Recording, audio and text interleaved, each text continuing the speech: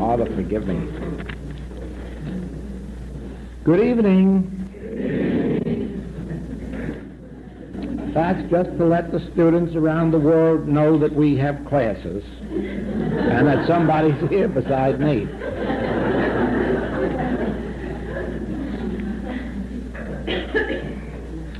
My understanding of the point made during the first session that God is not mind is, as you explained last night, mind is a reasoning faculty, which seems to refer to the human mind. Will you please clarify?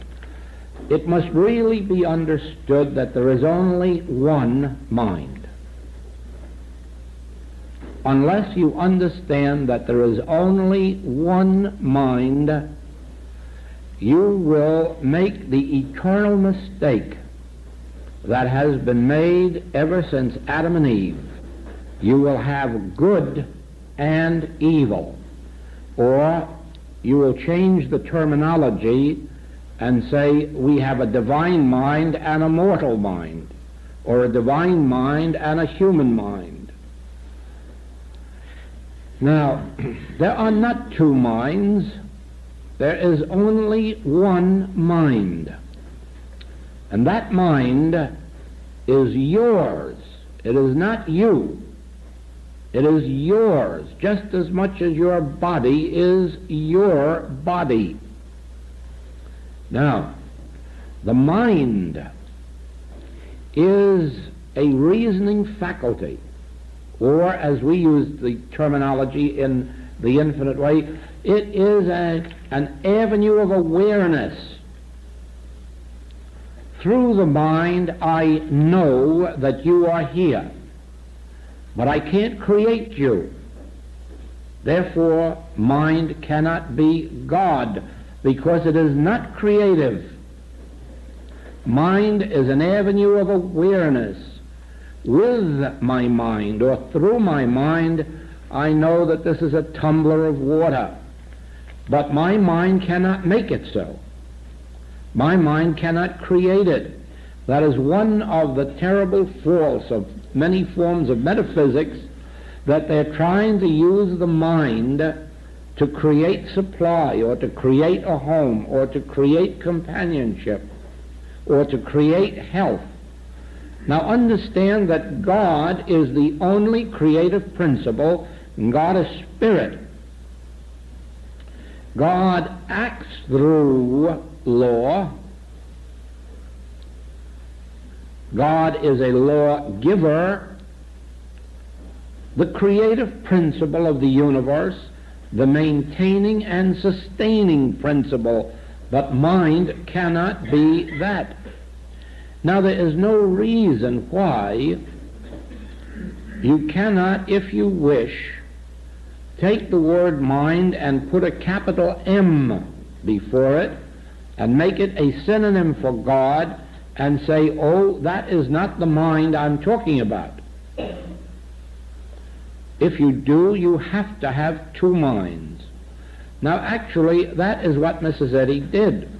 She took the word mind and put a capital M before it, making it a synonym for God. She put a small m and called it the mortal mind, or the human mind. Thereby she had two minds and said there is only one mind. Now, as I came into this work, I naturally used mind as a synonym for God. And it is for that reason that in many of my writings you will still see mind used as a synonym for God. There's nothing wrong about it if you understand that it's not literally truth. It's just we have coined, or rather Mrs. Eddy coined, and we've continued to use a capital M mind, a small m mind, but at the same time insist there is only one mind. Now what I'm trying to do is to say to you that even though you continue to use a capital M mind as a suffer it to be so now, just the way Jesus allowed himself to be baptized, not because he believed in it, not because he approved of it, because he definitely said, suffer it to be so now. It's all right if you want it that way. The same way that he said before Lazarus' tomb, I don't have to pray, but here are these ignorant people here who expect me to, so I will say, Lazarus, come forth. But I don't have to do that. It isn't I who am raising Lazarus, it's God. Now, there is no particular harm in using mind with a capital M as a synonym for God, except that it's going to perpetuate in your mind two minds. And when that happens, you watch this, you're going to use one to overcome the other. You're going to have one of them, the good mind, and one, the bad mind. And so you're going to use immortal mind to overcome mortal mind. And what we are trying to do in the infinite way is get away from that. And the only way to get away from that is this: to recognize that there is no power in any effect, whether that effect is a mind or a body, and have a power only in God, and then have the mind and the body as instruments to show forth the power of the Spirit or God. Now, through my mind and through my body, I show forth God's glory. That is, in the intelligent use of my mind and in the intelligent use of my body, I show forth God's glory. But it isn't the glory of my mind or body, and it isn't my personal glory. It is the glory of the Father, the Spirit, God. So then, try to realize this. We do not have a capital S soul and a small s soul. We don't have a capital S spirit and a small s spirit. We don't have a capital P principle and a small p principle. We have only one. And that one is God in action. Now, as a matter of fact, none of them are God. None of them are God. There can't ever be a word that is God. I hope you understand that not even the word God is God, and that the word mind or soul or spirit or truth isn't God. For those are effects objective to yourself. That's why a lot of praying is useless. We pray to a word in our mind.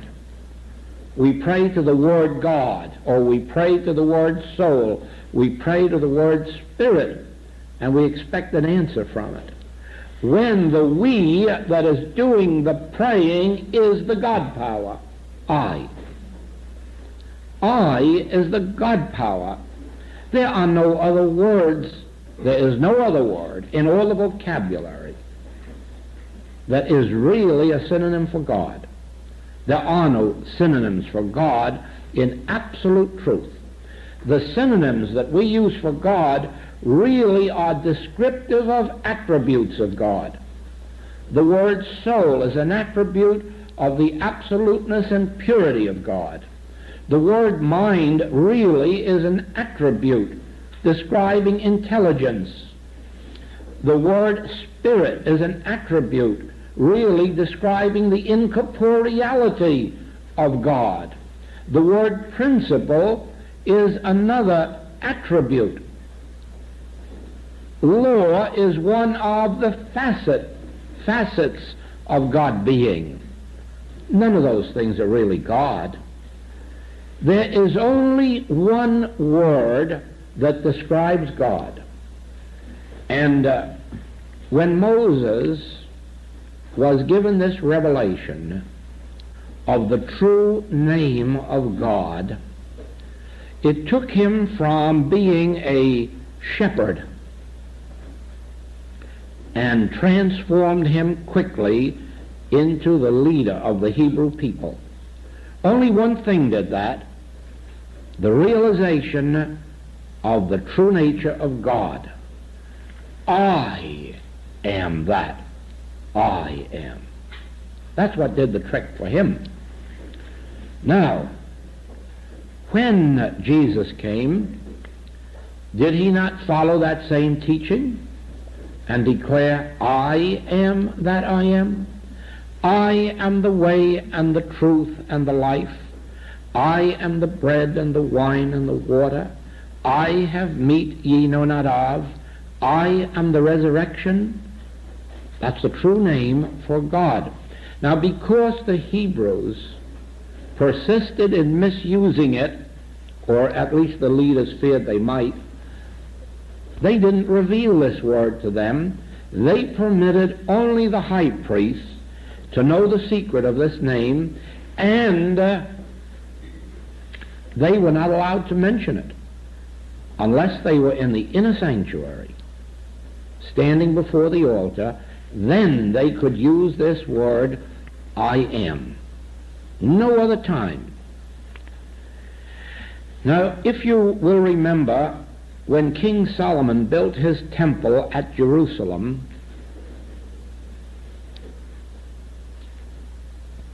he promised that he would give every working man who stayed on the job until the temple was completed a certain password.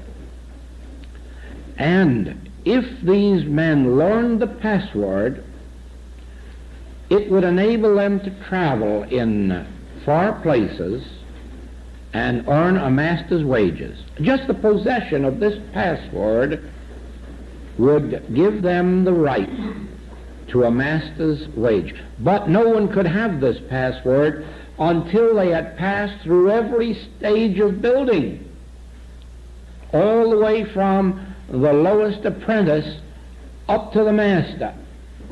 Then, when they had become a master, they could have this word.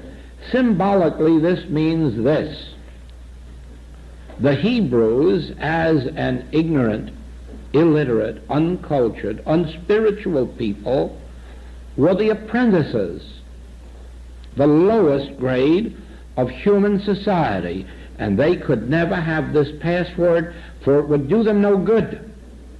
But if they worked themselves up through the various stages of humanhood until they arrived at a place of discernment, a place of masterhood, now we will give you this word, and in this high understanding you will understand it, and you will go out into the world and you will command a master's wages. Well, some event took place there that prevented Solomon from giving this password, and so it was lost. And for some purposes it is still lost, but actually it has been rediscovered. It was rediscovered by a 33rd degree Mason who spent 30 years of his life searching for it. And he finally found that word. And you're not a bit surprised when I tell you that that word is, I am. That's the secret word of King Solomon, which was lost, and which, if it were given to a person of high enough understanding who had worked themselves up out of dense humanhood to where they knew the difference between good spiritual literature and bad, or true and untrue, then this password would illumine them, and they would go away and be free beings. Now, all you need to know the proof of that is that it's the secret of the work of Christ Jesus. It's his secret word. I am that I am. I am the way, the truth, the life. Thou seest me, thou seest the Father that sent me, for I and the Father are one. Now, we have the same condition today. If we tell an ordinary person, not developed or trained in spiritual wisdom, If we say to them, I am God, they run right out, and in their fear they say, oh, Joel says he's God. I see, Joel didn't say he was God at all. No, he never said that. He said, I am God. But it could just as well have been John or Mary or Bill or anybody else. The truth is still the truth. I am God. Nobody said Joel is God.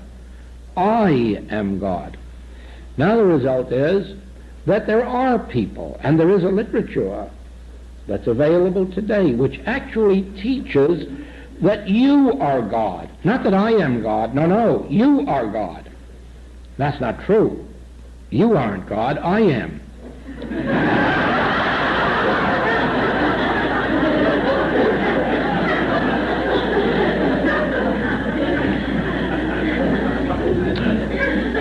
But you'll know how true that is if you will look up here at me and say, I understand.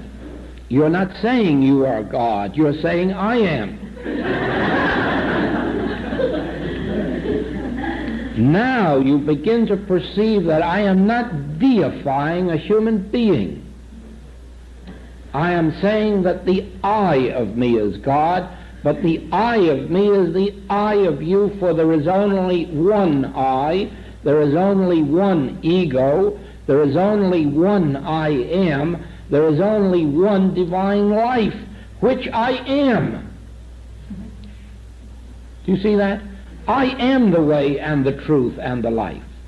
I am the resurrection. I have meat that ye know not of. But you have the same right to say that, because I haven't copyrighted that statement. And Moses' copyright has run out.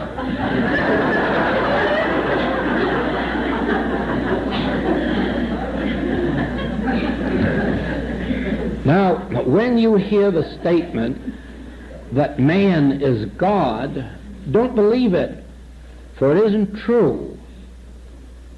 If you hear somebody say, I am God, don't believe it, it isn't true. Even if you hear somebody say, I am a mystic, don't believe it, it isn't true. These things are so sacred, so secret, that they may only be voiced in the inner sanctuary of a spiritual temple, and that's where we are. Those of you who have been in our work for this last 10 years or more know how sacred this classroom is to me, how pure it's kept, how every attempt is made to keep the atmosphere of our classroom pure, spiritual, divine, above every trace of humanhood, above all the entertaining, above all the kowtowing to wealth or fame or fortune, or none of that has ever taken place in this classroom. And you out here who have been here for 10 years or more, you know it. You know it. You have seen that this work is kept pure. Therefore, I consider that this room is the temple of God. It's as holy to me as the temple at Jerusalem was to Solomon. It's as holy to me as Galilee when Jesus walked there. It's as holy to me as the mountain on which Moses received his illumination, because this is the place whereon we stand in spiritual integrity, and this is pure ground here, and either I am a teacher qualified and ordained to tell you the highest truth, or you shouldn't be here. If you cannot feel that you are ready to receive the highest truths that are revealed, this isn't your place.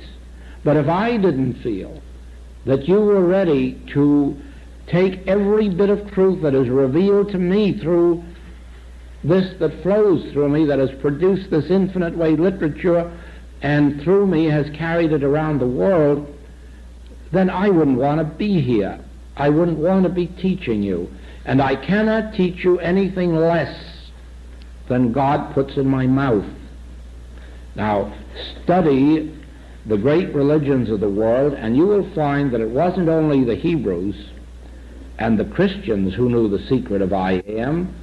You will find that this is the secret of 3 other major religions. This is the secret of the Advaita of India. There's only one Advaita temple in India. Those who are part of its secrets are but few, very few.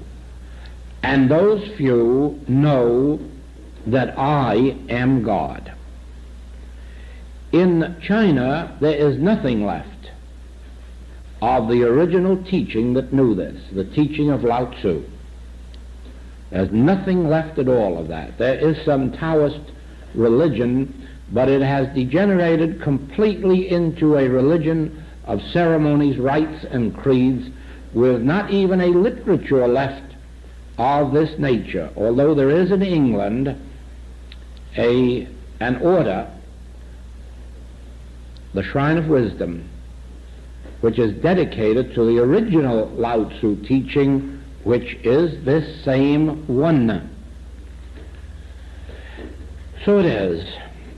We do have ancient religious teachings that know this secret. And they don't teach it openly to the masses. They can't. None of the Christian religions have been able to teach it to the masses. They can't. And every once in a while somebody does write a book sincerely revealing it. And I think the most interesting book of that nature that is available in our literature of today is published in England by the Oxford Press, and is called the Book of English Mystical Verse, or Oxford Book of English Mystical Verse.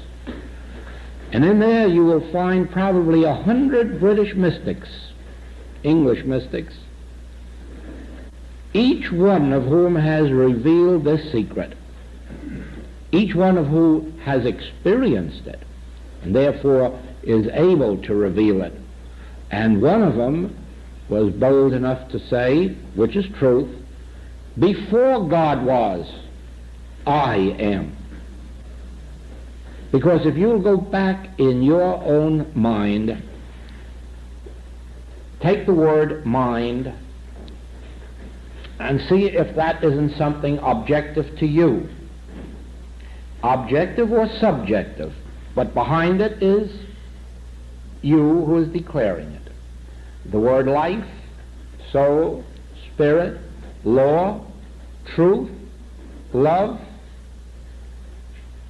aren't those all words? Aren't you declaring them? Which is greater, the words or you? When you get through with all those words and you say, wait a minute, I must find God. I can't find God in a word out here. Now what's the next word that I can use? Well, that's another word, and another word. And as you keep going, you'll come back and ultimately you'll say, the last word there is I. Oh, well, I. That is neither objective nor subjective. That's the I that I am, the knower.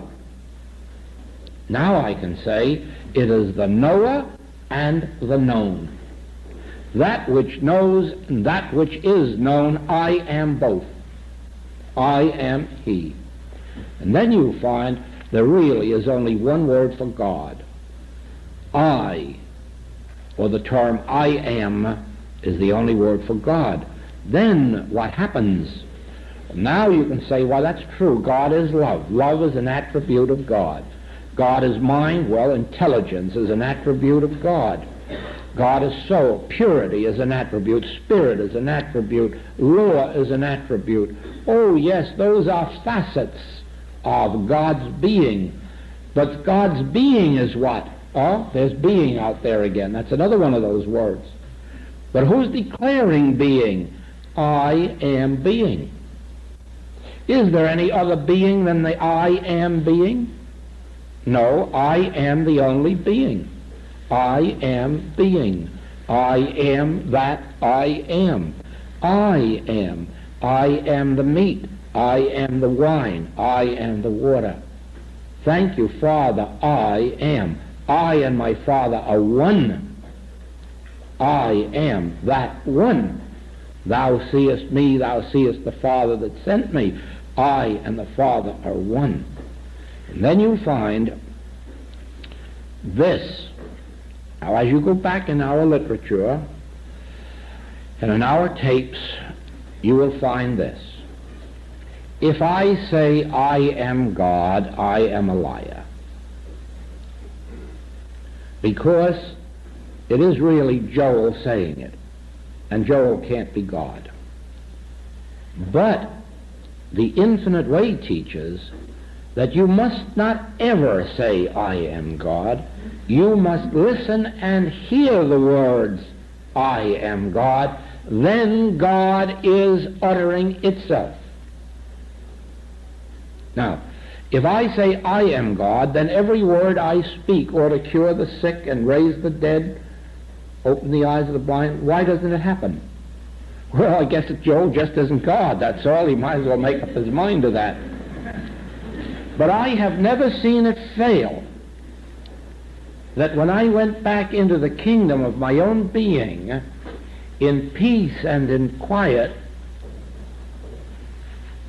and then the voice said, "Fear not, I am here." That's it. He uttered his voice, the earth, the error melted. I am the instrument, just as Jesus said, if I speak of myself, I bear witness to a lie. My doctrine is not mine, but his that sent me. I'm only a witness to God's Word. The Word is closer to me than breathing, nearer than hands and feet. The Word is I. But I mustn't say I. I must hear I. Now, when I'm in treatment, which means that I'm merely getting at peace within myself, the minute I feel that stirring, that's God on the scene, and a healing takes place, or an improvement takes place, because nothing ever can stand in the way of that. Nothing. I could voice it from now to doomsday and nothing happened. But if it voices itself through me, and when you read the Infinite Way books and hear the tapes with this in mind, you'll see that that's our teaching. The teaching isn't that Joel is God. The teaching isn't that Bill or Mary is God. The teaching is that I am God, and not by virtue of saying it, but by virtue of hearing it. And so you'll notice that in all our treatments, we say that no matter what truth you know, end up with, "Now, Father, it's your turn. I will listen for thy voice. Speak, Lord, thy servant heareth." And that's the second part of your treatment, but that's really the important part. And when you're advanced far enough, it's the only part. You don't need the first part. In other words, you don't have to first build yourself up to listening. You're living always in that state of consciousness. That is why sometimes our students do not understand that we do very little of public living. We accept so few invitations that it's almost negligible. And the few that we do are with students with whom we're working at that moment in some branch of the work. Why? Because we want to live in this. We don't want to be brought out of it. We don't want to come down to the earth and then have to go away for 40 days to build up again because we don't have time. Every day we have to be somewhere. And do you know that some days we're 2 and 3 times on a platform in a day, and then having 6, 8, and 10. On this trip we have had as many as 19 interviews in a day, plus 2 lectures, plus 50 to 60 letters mailed out. and then kept up the monthly letter and writing new books. Now, you know that you have to live in this to be able to do it, and you can't allow yourself to come out.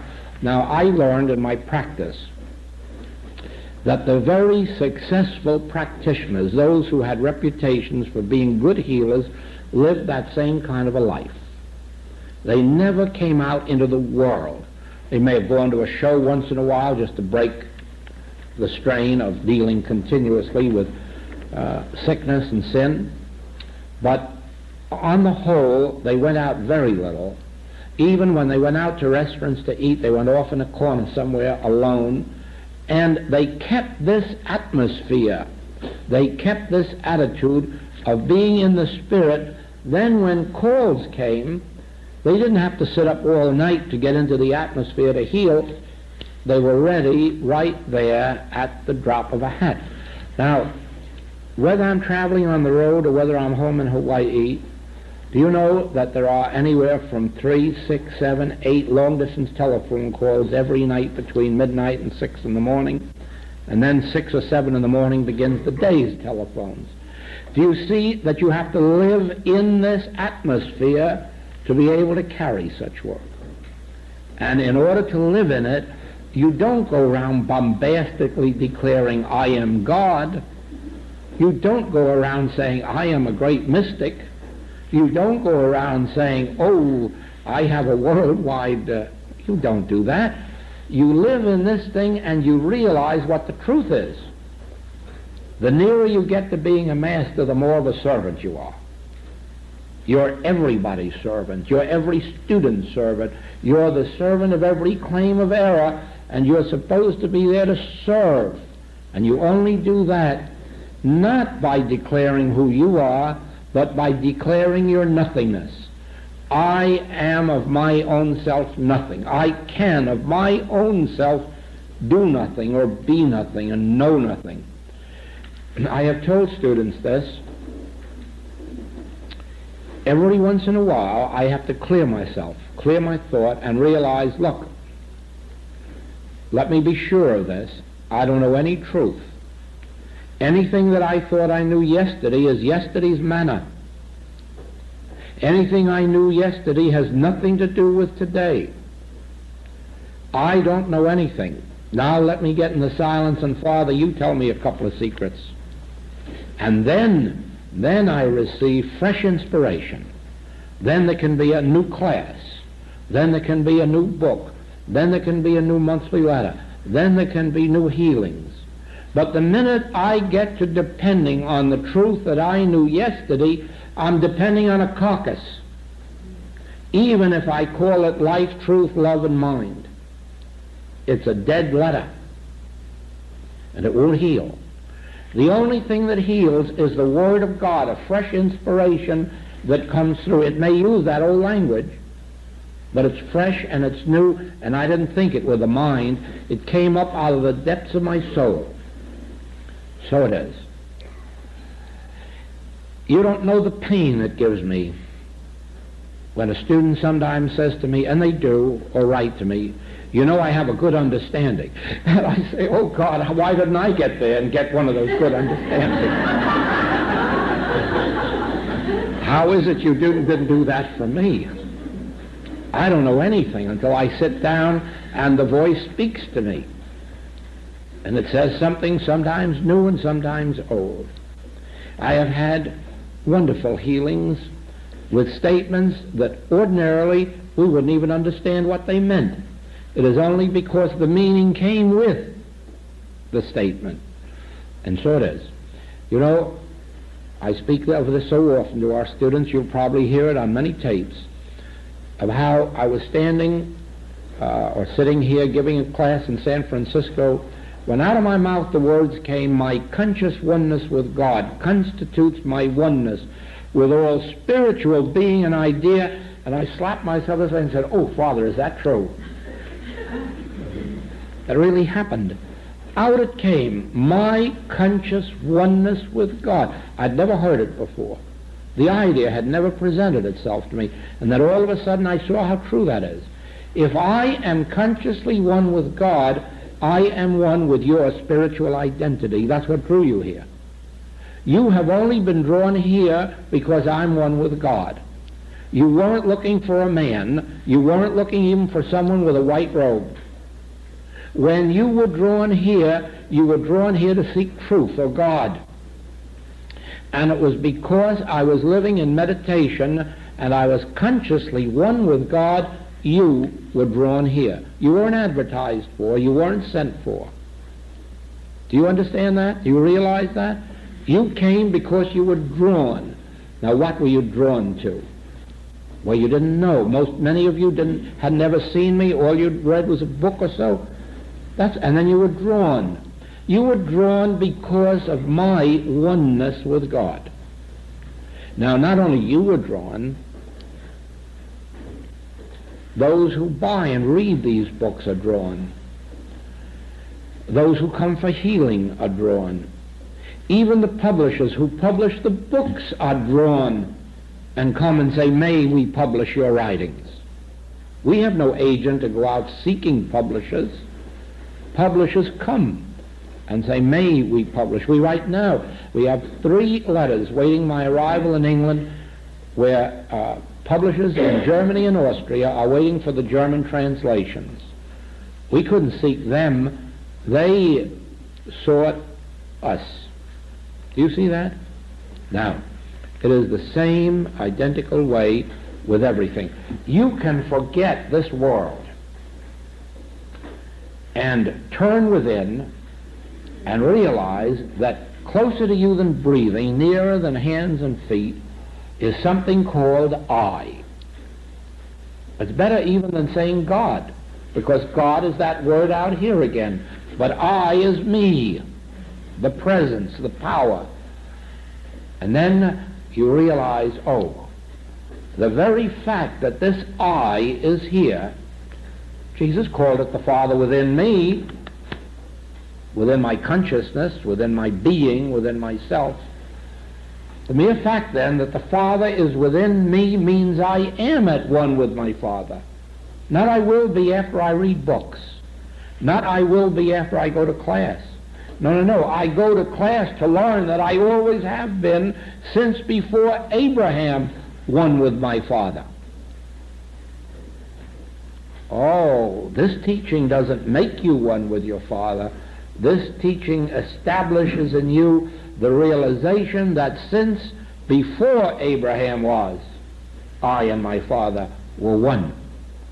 And then you realize, well then, if I am one with God, I am at one with all that God is. Well, God is supply, God is a high tower, God is a fortress, God is the health of my countenance, God is my strength. Oh, now what's missing? Do you see that? That is meditation, contemplation, treatment, or prayer. Anything that makes you realize that God is closer to you than breathing. Anything that makes you realize that the I in the midst of you is mighty. Anything that makes you realize that the I within you is the power of resurrection. It's that which restores the lost years of the locust. That I within your own being. Now, when you know that, you can call God mind or life or truth or love or soul. You can call God principle. You can call God Christ. Substance, it makes no difference. Because all you're talking about now is not God, but terms defining attributes of God.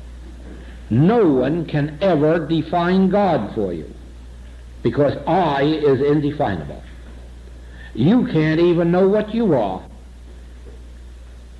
All you have to do is ask yourself, who am I, what am I, and you'll find you're a mystery to yourself. You'll have to admit in the end that your mother never knew you, your father never knew you, your wife or your husband never knew you, your children never knew you, because there is an I here which has never been known to anybody. And only a psychiatrist would try to define it for you. And you know what happens to him?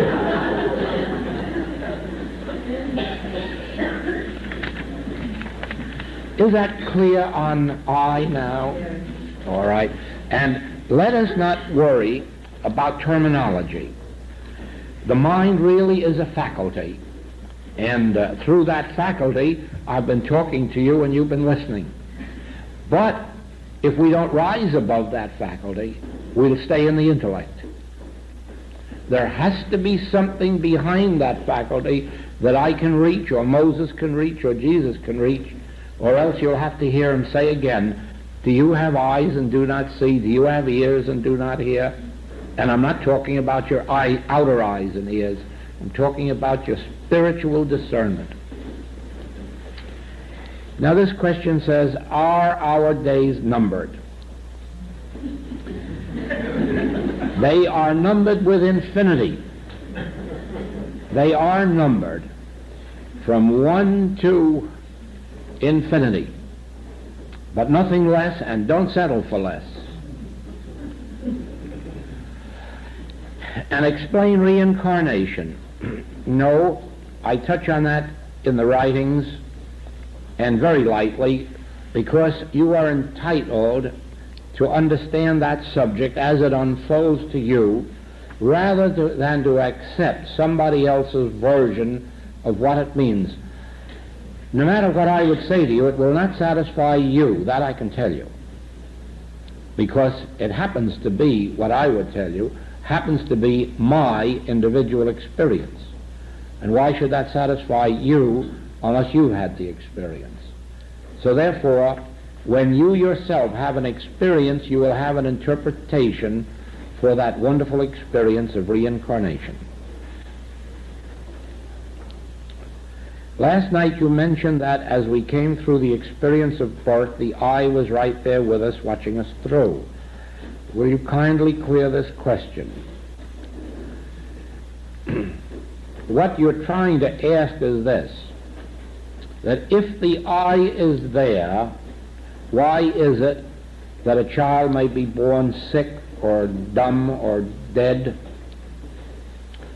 But actually you haven't thought this question through, because you could have said also, if the I is present here now, why do we ever commit a sin, or why do we ever lack, or why are we ever sick? And certainly you don't question that the I is here and now. Now the answer to that is this. All of human experience is a sense of separation from that I. And as long as that sense of separation exists in you, you are subject to birth, maturity, death, accident, sin, limitation. When, through a spiritual teaching or experience, you awaken to this lesson that we have had here tonight, that I is closer to me than breathing, nearer than hands and feet. This I which I am is in the very midst of me, and then you learn to meditate, to ponder, to contemplate, until that comes alive in you. After that, you do not sin, you do not die, you are never poor, you have no hard experiences. You have problems. As long as we have relatives and friends, as long as... Yes, I'll go further. As long as we have patients and students, we have problems, because I have made your life my problem. I am struggling with you to get across to you this principle. I'm struggling with you to bring you out of sin, disease, death, lack, limitation, and so I've taken you on. And then every problem you have is mine until I can lift you out of it. Do you remember, those of you who have a Christian Science background, Mrs. Eddy's statement that if Jesus had never taken a student, he would never have been crucified? Well, that's an absolute truth. Had he retired up into the caves, he never would have been crucified. He would have just sat there enjoying his oneness with God, but he would have been miserably unhappy, because he'd have known all about us down on the plain, And he longed. You remember how he longed to put his arm around Jerusalem? They wouldn't let him. So he would have sat up there being miserable with his happiness.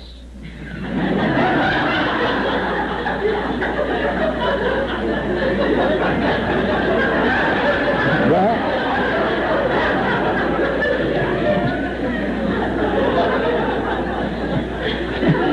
it's really true. It's really true. How happy do you think I'd be sitting out in Hawaii tonight? Oh, no. Pack a bag for me and give me a good long air ticket. And I'll be happy. And I'll eat in good restaurants or lunchrooms. It'll make no difference. If you could see some of the rooms we've slept in on these trips, you'd know that you have to love this work. But there it is, you see. If you were left to yourself, you'd go off in the corner, you'd realize this I, you'd live with it, and you'd find no problems. But you would have this, that your love for mankind would so develop that you'd come down onto the plains and you'd say, oh, come, let me help you. And then Judas would come along with a knife. And Peter would come along and say, I never saw you. Thomas would come along and say, I doubt you. Somebody else would come along and say, you're commercial.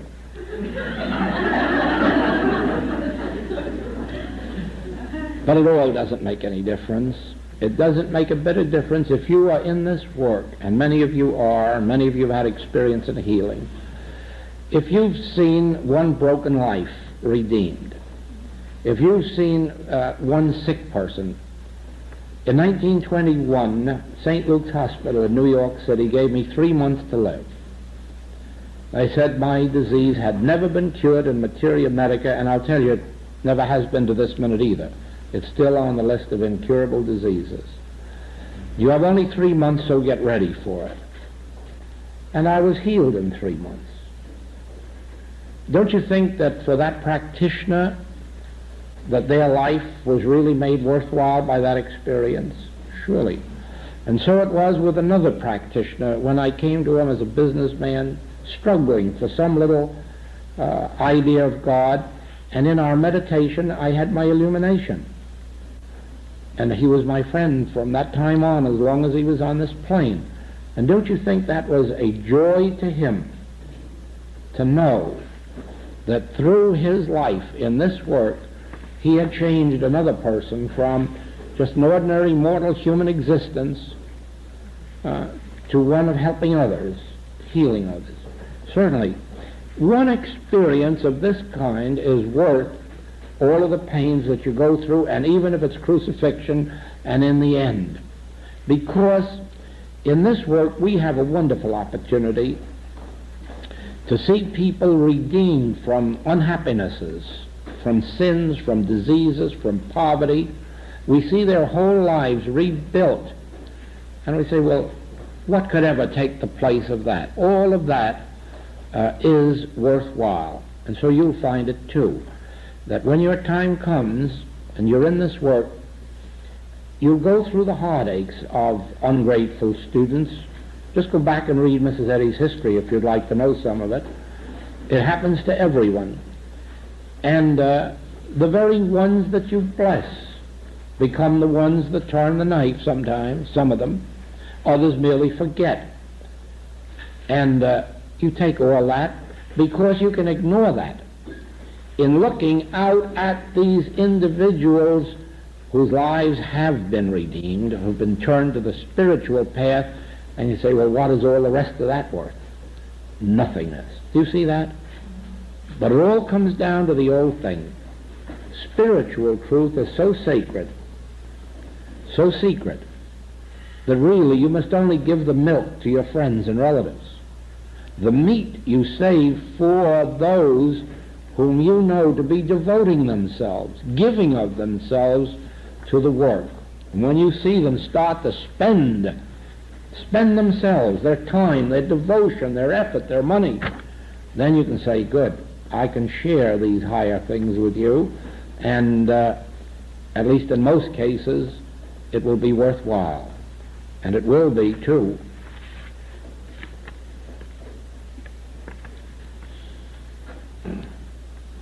Because of different interpretations, we would appreciate the infinite way unfoldment of agree with thine adversary. Definitely that is this: agree instantly that there are no adversaries, because there is only one power. You will find on page 13 of the book, The Letters, the whole secret of spiritual healing. The entire secret's on one page. When you come to the realization that God is not to be used for the purpose of getting rid of error, but that error is to be recognized as no power, then you're in spiritual healing. Then you will be agreeing with your adversary. The adversary is sin, disease, and death.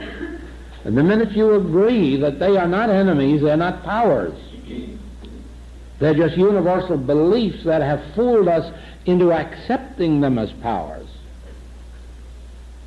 But when you once begin to perceive that you're not in any religious teaching that teaches that there is a God that heals disease, or that there's a Christ that heals disease, those are just, well, that's just terminology, religious terminology. But it's not true. God never heals disease. God never did heal disease. God would be a cruel monster if he ever healed disease, because of all the other disease that he hasn't cured. If God had the power to cure you or me of disease, and he left all these other people in disease, you don't want that kind of a God, even for your benefit.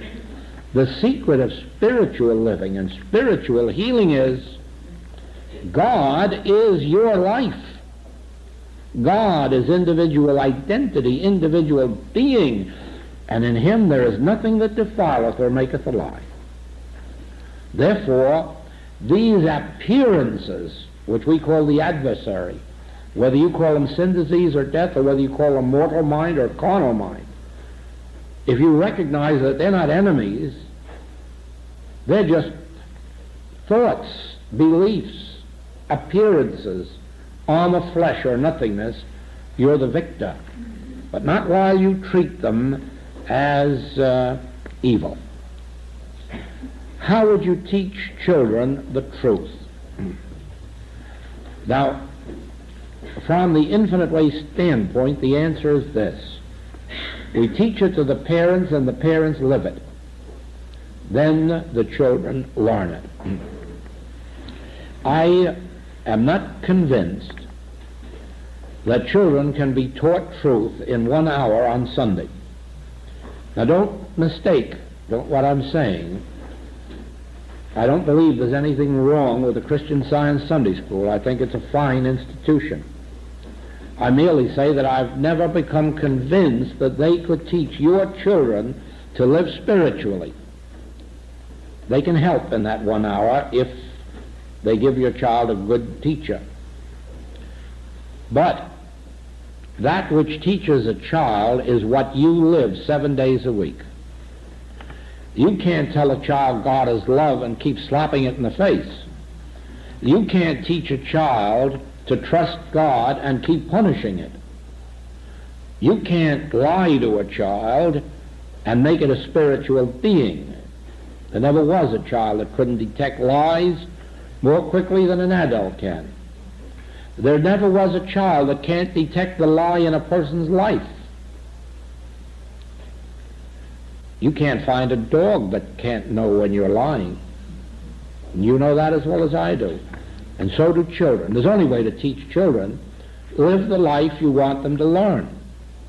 Because they're going to learn it one way or the other. Be assured of that.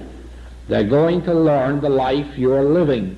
And if you're living a discordant and inharmonious life in your home, that's what they're learning.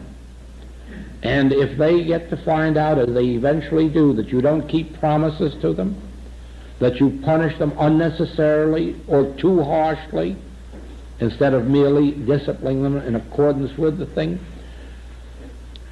I know they're going to react to it. Now, of course, you're going to ask me if I'm a successful father, and I have to say no. I just learned it. But that's where we stand on it. I would have a Sunday school if I knew how to conduct one in a proper manner, but I don't. I only know this, that I can't expect any respect of my religious conviction in my home if I don't live it. Who knows sooner whether I'm lying or not than my wife or my child or whoever is living in my household? And how are they going to continue to respect me if I don't live what I voice? Well, your child is in that same position. They know whether or not you're living what you're voicing. And for their sakes, it's far better not to voice it than to voice it and not live it. So that takes care of two questions. Can you illustrate treatment of a child as a patient? The same as an adult. Exactly the same and no different. You never give a treatment to an adult and you never give a treatment to a child. When you are asked for help, your treatment is never aimed at the person who asked for it or at the child. Your treatment is your conscious union with God. And then those who have asked for help receive it. Or if a parent has brought their child to you, or their husband to you, or their parent to you, whoever has been brought to you through your patient or student receives the benefit of your consciousness. So you have to, you will find this in the writings true also. Treat your patient as respectfully as you do your dog. You don't ask your dog to be good in order to get healed, or to read 10 pages of a book, or to recite the Lord's Prayer. Now, you don't have to ask your patient either. All you have to do is be one with God. Your patient will be healed. When you teach your patient, now you haven't got a dog anymore, an animal or a bird. Now you're in a different category. When you're teaching, you have to teach all you know. But when you're healing, don't make their healing dependent on something. That we brought out last night. Don't make your patient's healing dependent on their getting well first, or giving up medicine, or being out of sin. Heavens, no, don't do that. Oh, we can keep going for another minute, can't we? Can one do anything for the departed ones who are material or mental minded, or should one leave them alone? Never leave anybody alone.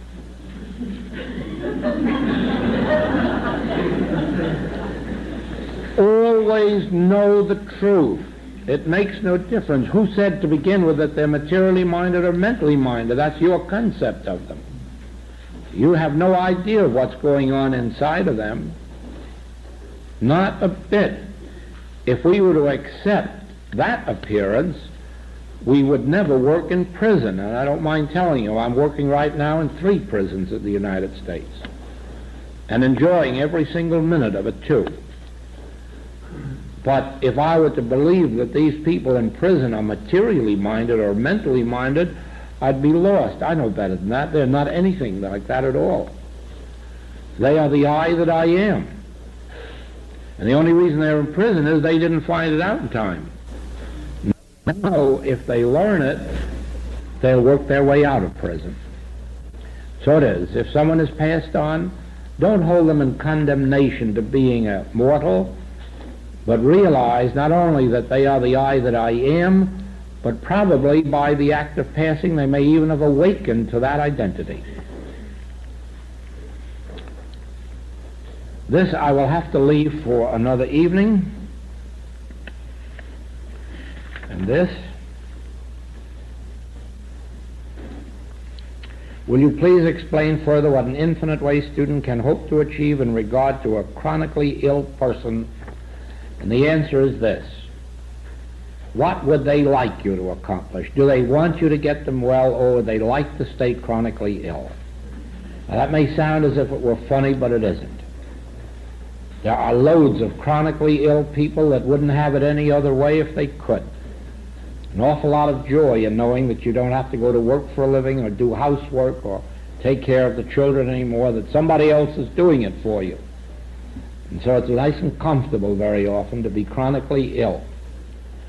But if they're sincere and earnest and really want to work at spiritual truth, you can restore them to their normal spiritual harmony.